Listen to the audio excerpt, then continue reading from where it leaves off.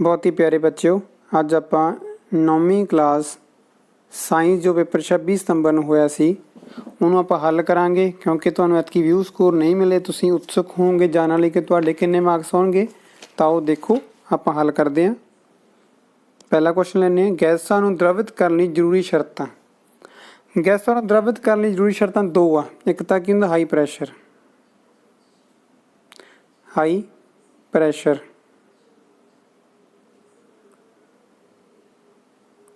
यानी कि उच्च दबाव। दूजा कहता लो टैंपरेचर, यानी घट तापमान। हुण इस ऑप्शन देखो भी जिथे हाई प्रैशर उच्च दबाव ते घट तापमान लिखा होगा अपना की आ राइट आंसर होगा। ये ऑप्शन सी च पिया घट तापमान ते उच्च दबाव। सल्फर के किन्ने परमाणु नाल मिल के बनया हुंदा सल्फर दा अणु। सल्फर दा सही फल लो कि एस8 है, यानी कि किन्ने परमाणु जुड़े होंदे, 8 परमाणु जुड़े होंदे। सैलों के कुछ अंग जिन्हां च अनुवंशिक पदार्थ हुंदा है, some organelles of have their own genetic material. ये दो होंदे मेनली माइटोकॉन्ड्रिया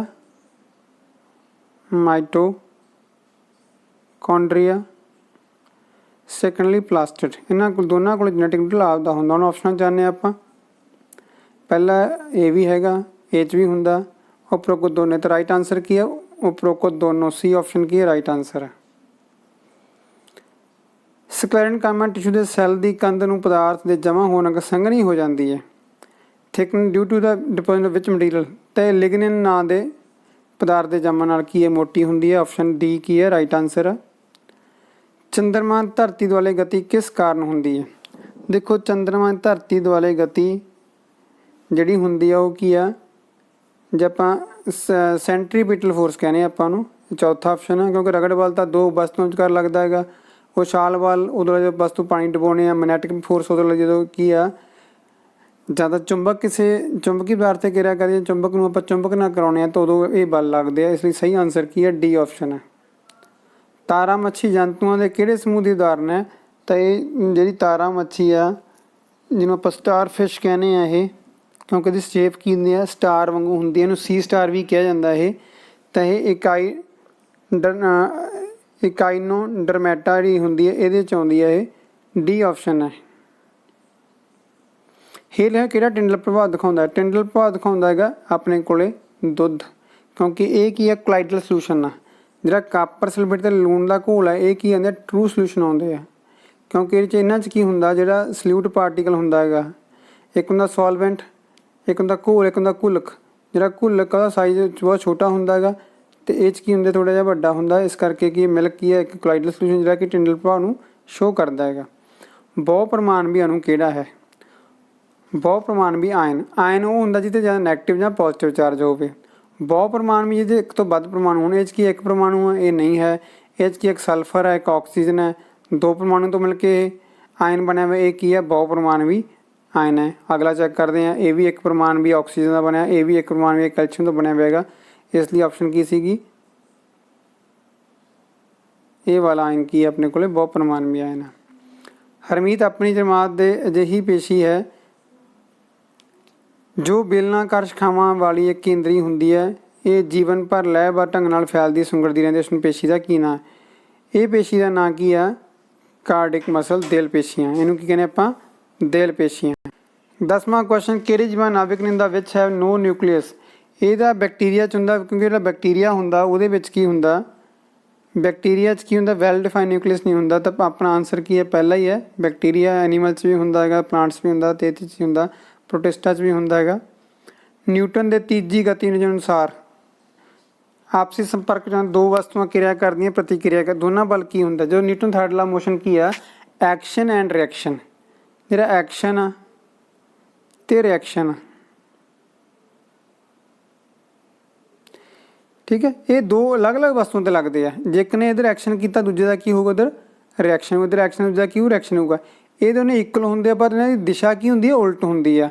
देखो इस कि एको वस्तु किहड़ी गलत है, दो अड वस्तुआं ते विपरीत दिशावां क्रिया करन, एक ही है सही आंसर है।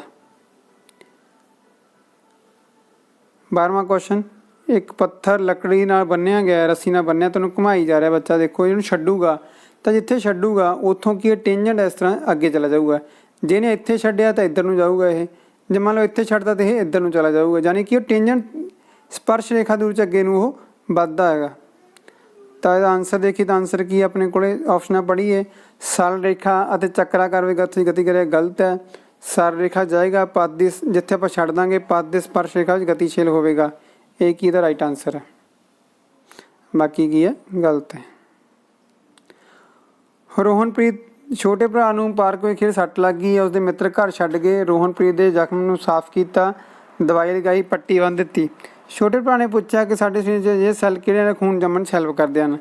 ਦ ਸੈਲਸ ਵਿੱਚ ਹੈਲਪ ਇਨ ਕਲੌਟ ਮੇਕਿੰਗ, ਜਿਹਦੇ ਨਾਲ ਕਲੌਟ ਬਣਦਾ। ਅਤੇ ਆਪਾਂ ਇਹ 8ਵੀਂ ਕੁਐਸਚਨ 'ਚ ਵੀ ਆਨਸਰ ਆਇਆ ਸੀ, ਇਹਦਾ ਕੁਐਸਚਨ ਆਇਆ ਸੀ ਹੀ, ਤਾਂ ਉਹ ਕਿਹੜੇ ਹੁੰਦੇ ਆ, ਪਲੇਟਲੈਟ ਸੈੱਲ ਹੁੰਦੇ ਜਿਹੜੇ ਕਿ ਕਲੌਟ ਬਣਨ 'ਚ ਹੈਲਪ ਕਰਦੇ ਆ। ਮੋਹਨ ਖੇਤ ਵਿੱਚ ਰਿੰਗਦਾ ਇੱਕ ਜੀਵ ਦੇਖਿਆ, ਕਰੋਲਿੰਗ ਆਰਗਨਿਜ਼ਮ ਦੇਖਿਆ, ਰਿਪਟਾਈਲ ਵੀ ਕਹਿੰਦੇ ਆ, ਦੱਸਿਆ ਕਿ ਰਿਪਟਾਈਲ ਹੈ। ਤਾਂ ਰਿਪਟਾਈਲ ਦੇ ਲੱਛਣ ਕਿਹੜੇ ਕਿਹੜੇ ਹੁੰਦੇ ਆ, ਪਹਿਲਾ ਕਿ ਸਿਰ, ਛਾਤੀ ਅਤੇ ਪੂਛ ਵਿਭਾਜਿਤ ਹੁੰਦੀ ਹੈ, ਇਹ ਵੀ ਹੁੰਦਾ ਹੈਗਾ। ਫੋਰ ਲਿੰਬਸ ਐਂਡ ਹਿੰਡ ਲਿੰਬਸ, ਇਹ ਵੀ ਹੁੰਦਾ ਹੈਗਾ। ਰੀੜ ਵੀ ਹੁੰਦੀ ਹੈ। ਇਹਨਾਂ ਸਾਰੇ ਸਹੀ ਦਾ ਮਤਲਬ ਕੀ ਉਪਰੋਕਤ ਸਾਰੇ ਕਥਨ ਕੀ ਹੈ, ਸਹੀ ਹੈ। ਡੀ ਆਪਸ਼ਨ ਕੀ ਹੈ ਰਾਈਟ ਆਨਸਰ ਹੈ।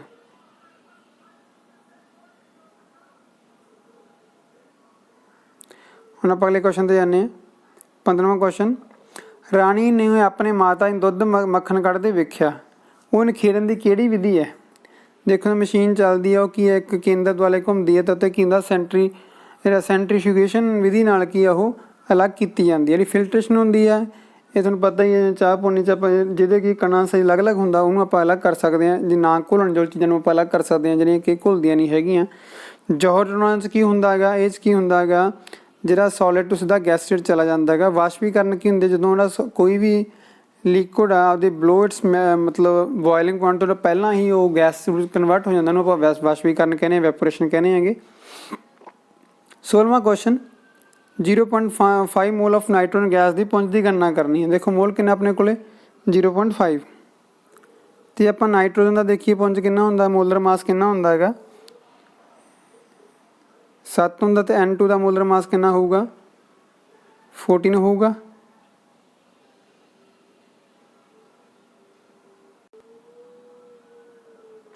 ਨਾਈਟ੍ਰੋਜਨ ਗੈਸ ਦਾ ਮੋਲਰ ਮਾਸ ਕਿੰਨਾ ਹੁੰਦਾ 14 ਅਤੇ 14 28 ਹੋ ਗਿਆ।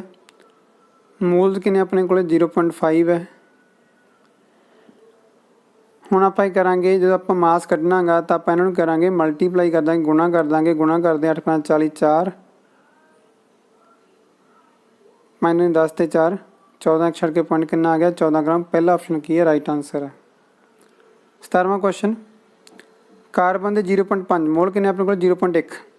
ਹੁਣ ਆਪਾਂ ਕੱਢਣੀ ਹੈ ਕਣਾਂ ਦੀ ਸੰਖਿਆ। ਜੇ ਆਪਾਂ ਕਣਾਂ ਦੀ ਸੰਖਿਆ ਕੱਢਣੀ ਹੋਵੇ ਤਾਂ ਕੀ ਕਰਦੇ ਹਾਂ ਆਪਾਂ, number of mole into Avogadro number, ਤਾਂ ਕੀ ਹੈ 0.1 ਗੁਣਾ 6.022 10⁻23 ਸੌਰੀ ਕੀ ਲਿਖਣਾ ਸੀ ਆਪਾਂ 0.1 ਇੰਟੂ 6.022 ਇੰਟੂ 10⁻23। ਹੁਣ ਇਹਦਾ ਜਦੋਂ ਆਪਾਂ ਇਹਨਾਂ ਮਲਟੀਪਲਾਈ ਕਰਾਂ, ਇੱਕ ਜ਼ੀਰੋ ਦੇ ਨਾਲ ਘੱਟ ਜਾਊਗੀ, ਕੀ ਰਹਿ ਜੂ 6.022 ਇੰਟੂ 10⁻22 ਆ ਜਾਊਗਾ ਮਲਟੀਪਲਾਈ ਕਰਨ 'ਤੇ। ਤਾਂ ਕਿਹੜਾ ਆਪਸ਼ਨ ਆ, ਬੀ ਆਪਸ਼ਨ ਰਾਈਟ ਆਨਸਰ।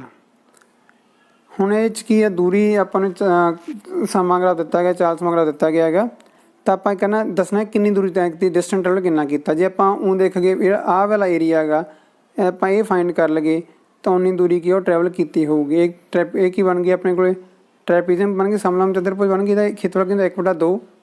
ਸਮਾਂਤਰ ਭੁਜਾਵਾਂ ਜੋੜ, ਆਹ ਭੁਜਾ ਕਿੰਨੀ ਹੈ 5 ਅਤੇ ਆਹ ਕਿੰਨੀ ਹੈ 30।